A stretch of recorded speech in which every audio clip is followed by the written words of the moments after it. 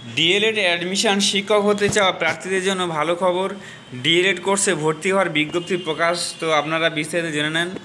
প্রাথমিক শিক্ষক হতে চাওয়া প্রার্থীদের জন্য সুখবর, ডিএলএড কোর্সে ভর্তির জন্য বিজ্ঞপ্তি দেওয়া হলো। বিজ্ঞপ্তি দিয়েছে প্রাথমিক শিক্ষা পর্ষদ।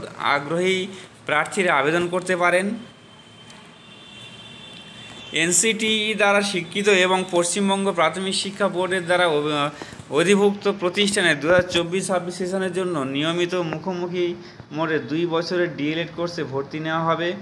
এনসিটি নর্ম রেগুলার 2014 এর পরিশিষ্ট অনুযায়ী যোগ্য প্রার্থীদের কাছ থেকে অনলাইনে আবেদনের আমন্ত্রণ জানানো হয়েছে। ডিএলএডে ভর্তির জন্য আবেদনকারী প্রার্থীর উচ্চ মাধ্যমিক স্তরে বা এর সমতুল্য পরীক্ষাতে 50% নম্বর থাকতে হবে। SC ST OBC OBC B PH সিএক্স সার্ভিসম্যানের ক্ষেত্রে ন্যূনতম 45% নম্বর থাকতে হবে।